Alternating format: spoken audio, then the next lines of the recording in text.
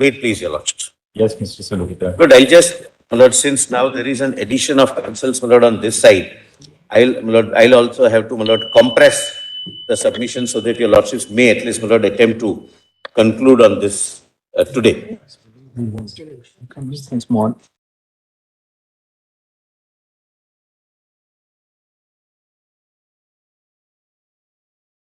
Finalize that late night, my lord. Why don't you mail it to us? Mail it to the court master first, or do you need to mail it to the court master? Immediately mail it to us. I'll immediately do. And drop it in. But I'll just, Lord, give 6 propositions. But I am appearing for the Union of India. I am indeed grateful that your lordships allowed me, my lord, though I am not a party. But your lordships have 2 extreme positions. One saying that it applies completely, and one saying that it can never apply. And there is an exclusionary exclusionary statutory mechanism. That's one side of the argument. Lord, my argument will be nuanced arguments because we want this act to become effective and functional. And it does not become effective and functional if disputes are fragmented.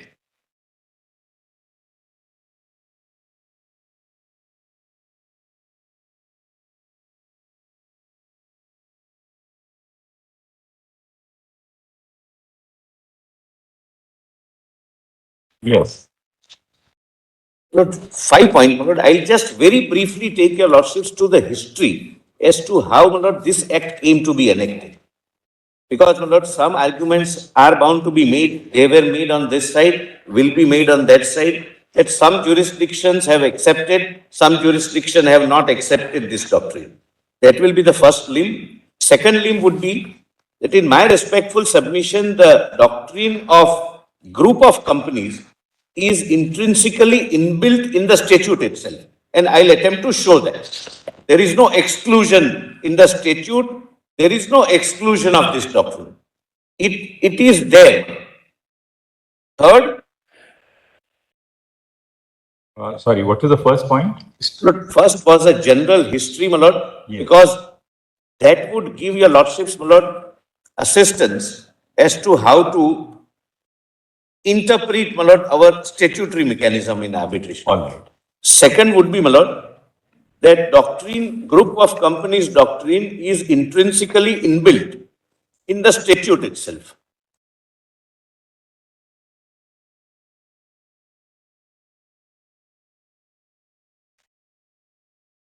Yes. Third, presuming that the act excludes that doctrine or act does not at least include the doctrine. But my submission is going to be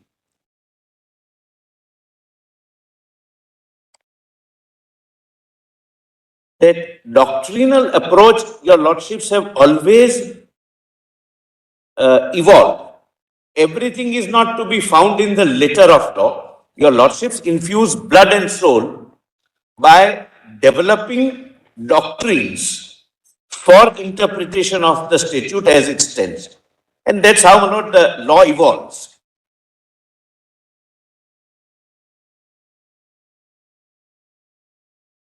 Fourth, my lord, how other jurisdictions have treated doctrine of group of companies and what are the parameters, what are the contours they have relied upon. But ultimately, my lord, ultimately the bottom line of all these jurisdictions would be that your lordships may perhaps be able to lay down illustrative cases if your lordships accept the doctrine, but eventually it will be a case-specific determination if the doctrine is to be applied in our act.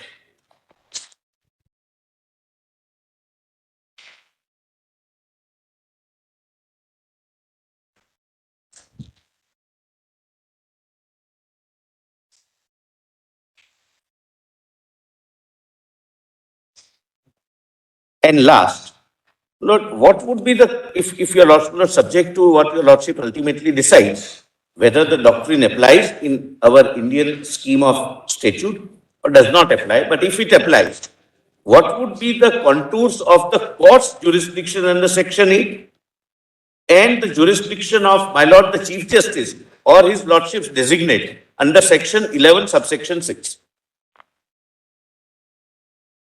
To what extent, my Lord, the examination would be required at that stage?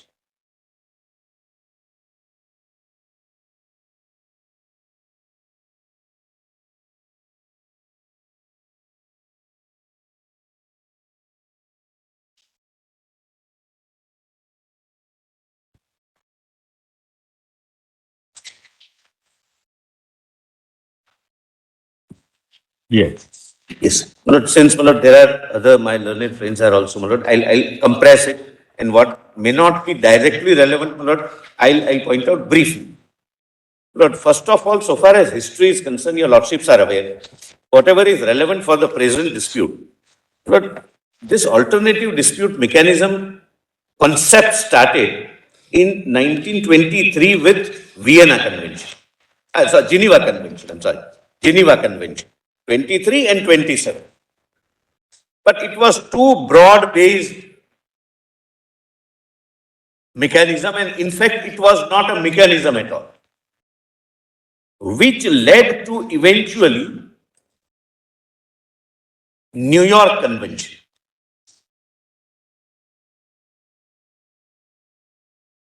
The New York Convention essentially dealt with enforcement of foreign awards. There was no mechanism provided as to how to arbitrate. What are the powers of the arbitrator? What are the rights and responsibilities of the parties? What will be the substantive law? What will be the procedural law? What will be the curial law, etc. Nothing was, my Lord, in New York Convention earmarked, but 172 states, my Lord, in the context of international law, 172 countries adopted the New York Convention. Lord, that a global need was found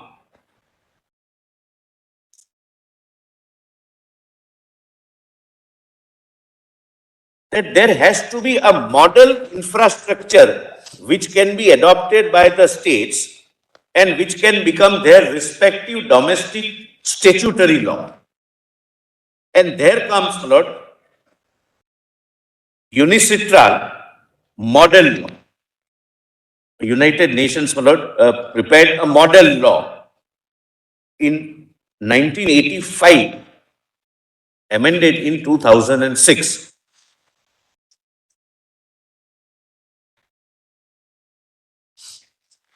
So there are 82 countries which have adopted the model laws, including India. Lord, why this is necessary? Broadly speaking, globally, there are two bifurcations or two divisions.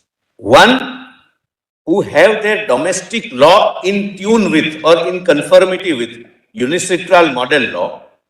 They are broadly referred to as model law countries. And others, they go by their own domestic law. They have their own laws, may or may not be in conformity with unicitral law. Even if it is in conformity, it's not because they have adopted or assented to or become a signatory. They have picked up some issues. So there are two broad classifications of the countries. Now, my Lord, I come to the main issue, Lord, my respectful submission and the first submission, that this doctrine is inbuilt in the statute itself.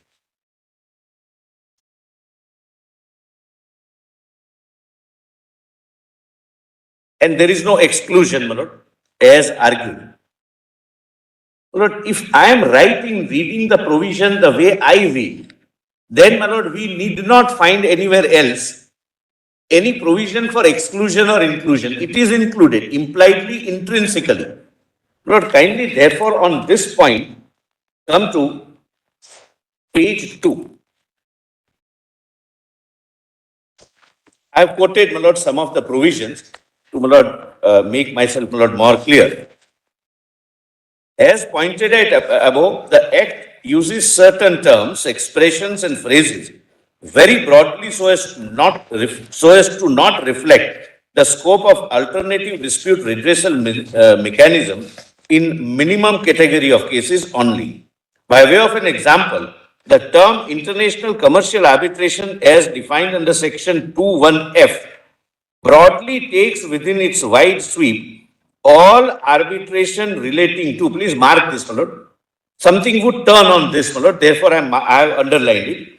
Dispute arising out of legal relationship, whether contractual or not. My lord, very widely worded term. Any kind of relationship, if it gives rise to or give birth to a legal relationship, and irrespective whether it is contractually incorporated or not, it would become a subject matter of international commercial arbitration.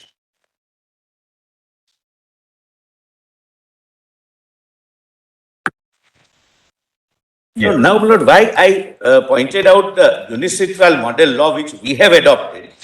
Unicitral model law essentially dealt with and deals with international commercial arbitration. The respectful submission is the commercial element of any dispute or a business sense element of any dispute is implicit, it's intrinsic in our act also. Though our act is not restricted to commercial disputes, there can be other disputes as well.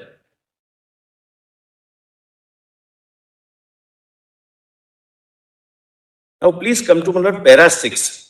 Coming to domestic arbitration, also it is clear that the group of company doctrine has remained inbuilt in the scheme of the Act before and after Law Commission's report number 246 and the amendment made in the year 2015 based thereon.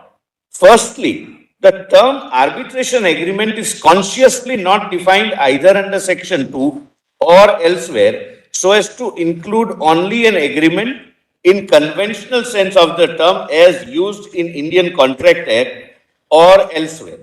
The legislature has very consciously avoided a restrictive definition which gives a conventional meaning to the term agreement, that is, a document executed by the parties at the foot of which the parties would put their signatures. Lord, nothing prevented the legislature from saying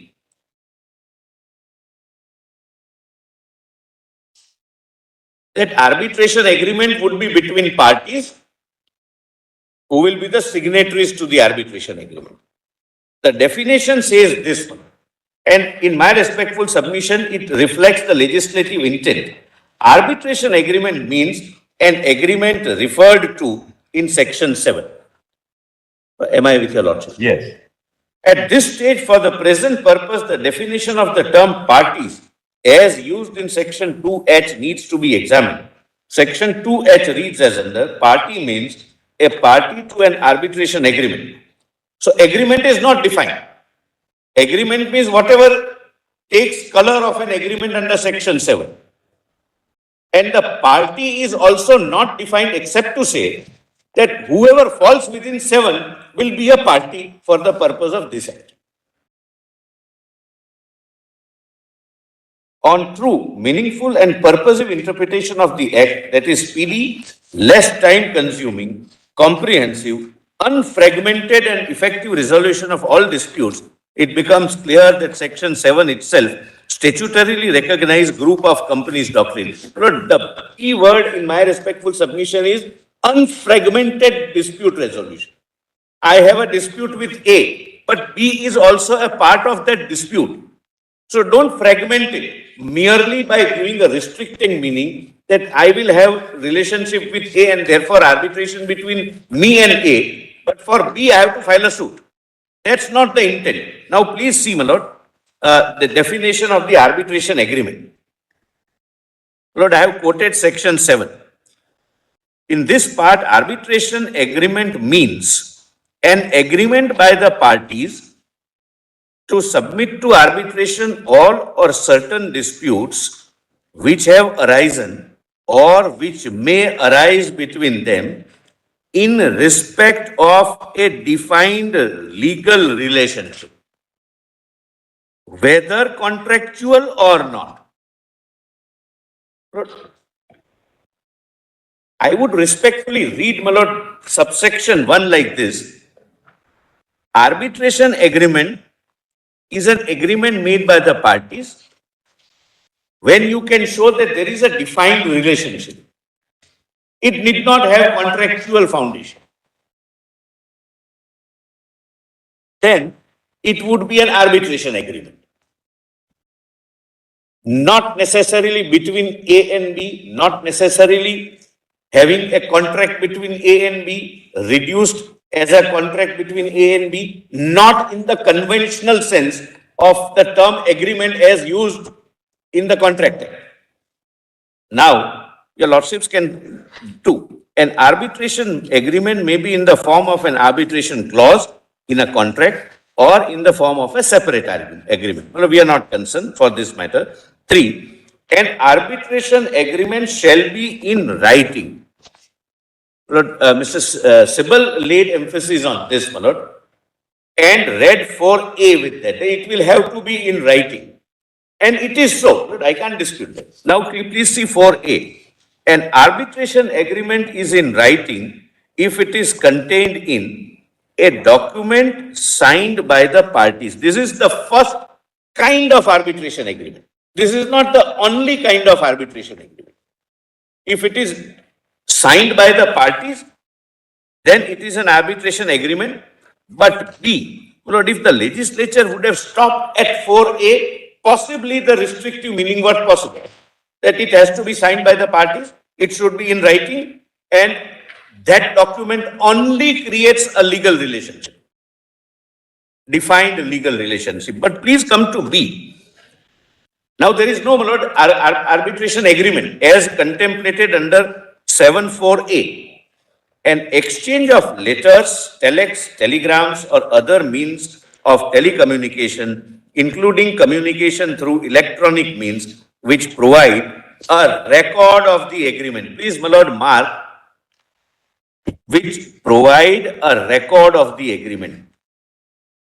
Lord, in my respect, Record of the agreement would mean from which you can deduce the essential terms of the. I'm good, like, my lords, I could not have put it that succinctly. My respectful submission is the record of the agreement means any act of agreeing to certain things, not agreement in the conventional sense. So, my lord, if there is an exchange of correspondence between A, B, and C, the contract may be between A and B, but the correspondence reflects that C also understood the contract to mean that he will also perform some part of the contract. And I'll show, my lord, how such instances have happened. I'll show very, very briefly. But suppose back-to-back contracts, that during the correspondence between us, I say that I'll supply to Mr. Khambata and Mr. Khambata will in turn supply to Mr. Nakul Dev. The arbitration may be between the two, the agreement between the two of them. But during the correspondence, it comes out that I have also agreed to certain things to be done in a certain way. Then, my lord, merely because I am not a party to the arbitration agreement or arbitration clause, if it is a separate agreement, but I cannot say that now I can't be joined in yours. Otherwise, my lord, the legislature would have used a very simple language. Arbitration agreement means an agreement between the parties to the dispute. And the parties would mean signatories to the agreement.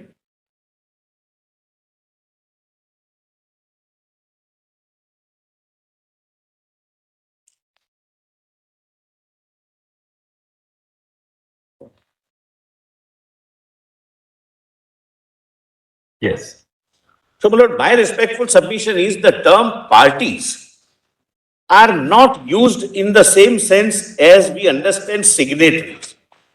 you can be a party without being a signatory to an arbitration agreement or a substantive agreement which contains an arbitration clause. Now, my lord, kindly see page 4, para, at the foot, para 11. The concept of business prudence ingrained in section 2(1)(f) for international commercial arbitration is again inbuilt and ingrained in section 7. Section 7 neither restricts the term agreement to be one conventional document nor restricts it either document-wise or party-wise. It uses a broad expression defined relationship, whether contractual or not. This is clearly suggestive of the legislative intent that any kind of legal relationship, even if it is not contractual, that is, there is no contract between the entity, my lord. I am not using the word party or signatory.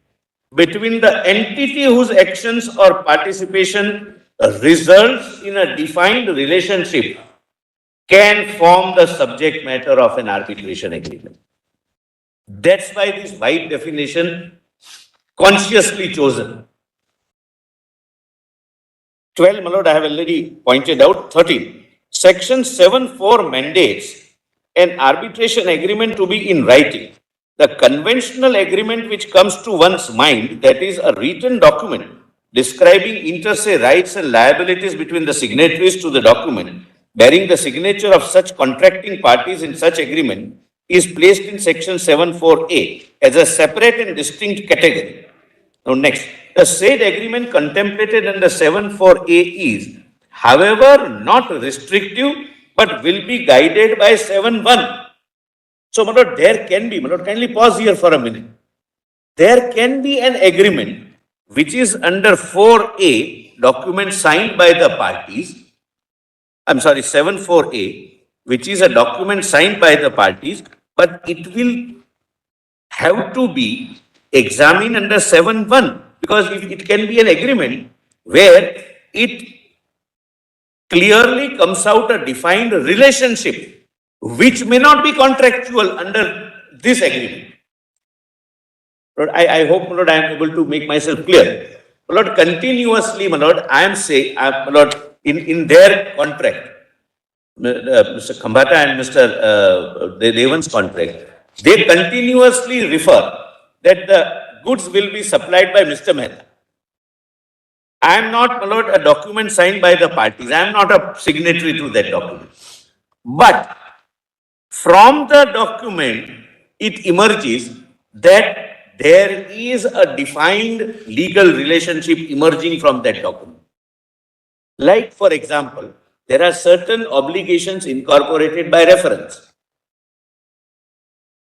They can say, Mr. Khambata can say that I'll supply goods to Mr. Devan, but we have a separate agreement dated so-and-so, registered at so-and-so with Mr. Mehta, and he has agreed thereby that he would supply the similar goods to me, which I will supply to him. So I may not have bargained for a contractual relationship between you and Mr. Devan, in your example. Yes. Unless there is a tacit acceptance by you of the obligation which Mr. Khambata has assumed to supply goods to Mr. Devan, you would not be liable. No, Merely because, say, suppose for instance, you are the foreign collaborator of Mr. Khambata's client. All right, that you are the person who has prepared the software, or you have prepared the service agreement, the license agreement. You are the real originator of it all. Unless there is something to indicate that, look, you have assumed the obligation, that you stand behind the obligation which Mr. Khambata has assumed to. I vowed. Yeah. That is why I emphasize it must emerge a defined legal relationship with respect to the dispute. I'll just give an example, simpler example. Look, Tata Steel is a Tata group of companies. Yes. Tata Motors is a Tata group of companies. Suppose Tata Motors enters into an agreement with me for buying certain products, tires, machinery, etc., etc., and there is a dispute between the two of us.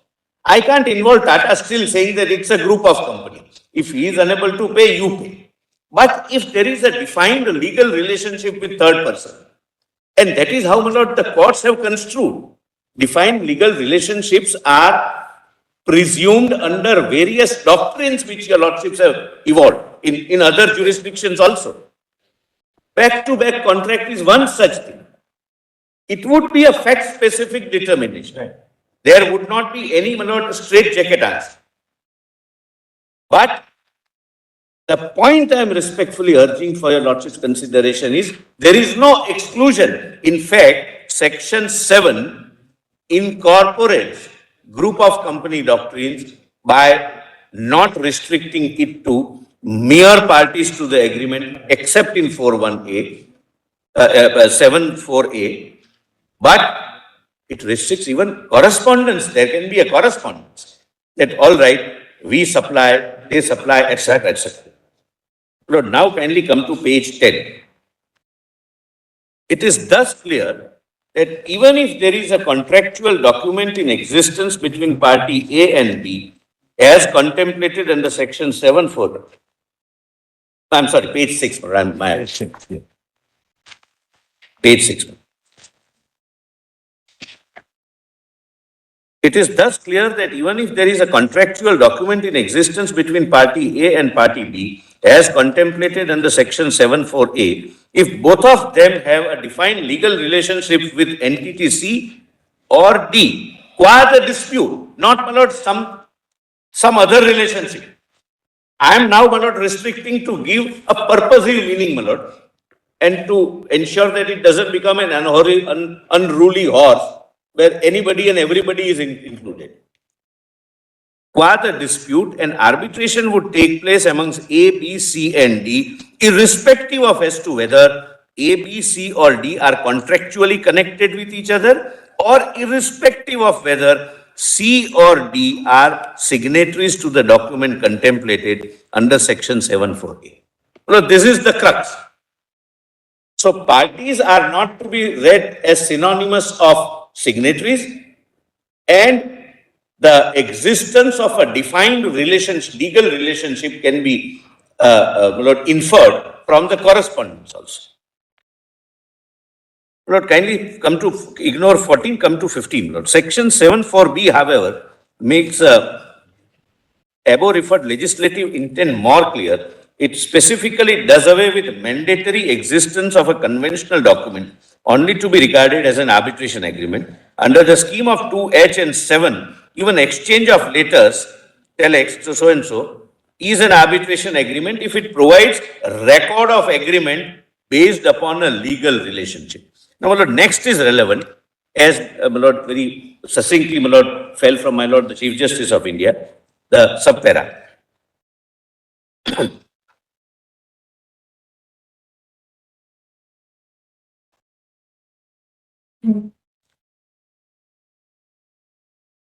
Yes. Subpara. In other words, the term agreement, except as used in section 74A, that is document signed by the parties, is used not in the conventional sense of a document of agreement with signatories, but as an act of agreeing. This is, my lord, the heart and soul of section 7.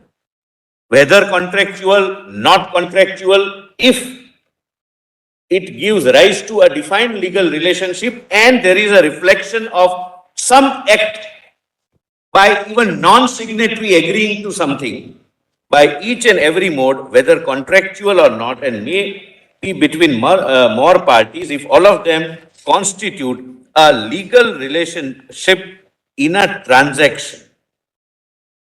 This is how, my lord, the letter of section 7 will be infused with spirit and blood by your lordships by interpretation.